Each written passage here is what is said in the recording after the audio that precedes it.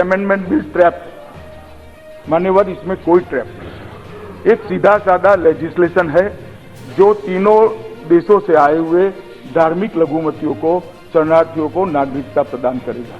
मगर ट्रैप उनको जरूर लग सकता है जो वोट बैंक के लिए घुसपैठियों को शरण देना चाहते हैं।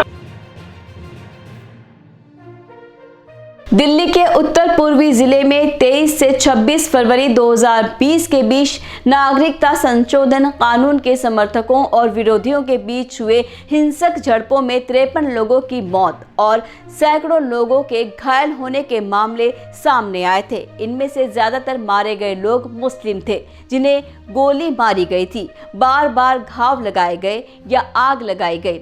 इस मामले में पूर्व कांग्रेस पार्षद इशरत जहां, एक्टिविस्ट खालिद सैफी और अन्य 11 लोगों के खिलाफ दिल्ली की एक अदालत ने शुक्रवार को उन्हें दंगा करने, हत्या का प्रयास करने और अवैध सभा करने के आरोपों के लिए आरोप संज्ञान का आदेश दिया है।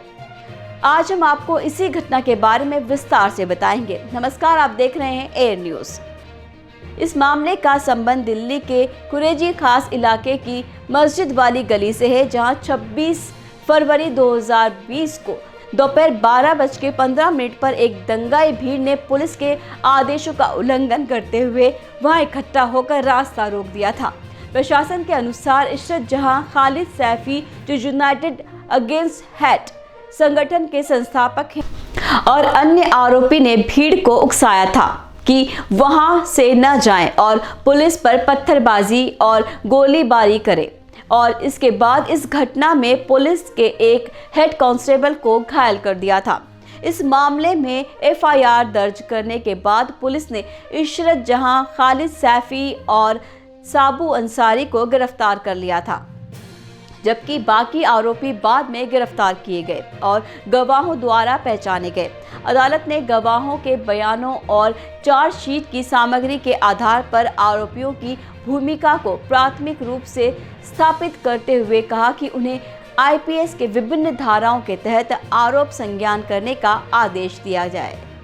आपको बता दें कि अदालत ने ये भी कहा कि आरोप संज्ञान करने के चरण पर केवल प्राथमिक मामला ही देखा जाता है और ये कि आरोपियों के खिलाफ मामला निर्णायक रूप से सिद्ध होगा या नहीं, ये परीक्षण के बाद पता चलेगा। चश्मदीद गवाह और पीड़ित हेड कांस्टेबल योगराज, जो उस इलाके का बीट कांस्टेबल था, ने घटना के तुरंत बाद ही एफआईआर दर्ज करवाने के लिए बयान देते हुए सभी 13 आरोपी व्यक्तियों को पहचाना था जिन्होंने उस पर हमला किया था। इस हमले के परिणाम स्वरूप दिल्ली पुलिस ने दिल्ली दंगों के एक बड़ी साजिश के तहत एक अन्य मामले में भी इशरत जहां और खालिद सैफी को गिरफ्तार किया था, जिसमें उन पर असहिष्णुता के आधार पर हिंसा भड़काने का आरोप लगाया गया था।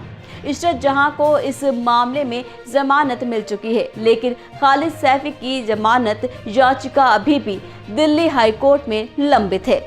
इसके अलावा दिल्ली दंगों के दौरान हुई हिंसा के शिकार हुए लोगों को न्याय दिलाने के लिए कई याचिकाएं दायर की गई, जिनमें से कुछ को अभी तक सुनवाई नहीं हुई है। वैसे दिल्ली दंगों का मामला अदालत में पहुंचने के बाद आरोपियों को विभिन्न आरोपों के लिए आरोप संज्ञान करने का आदेश दिया गया है, जिसमें दंगा करना, हत्या का प्रयास करना और अवैध सभा का समावेश है।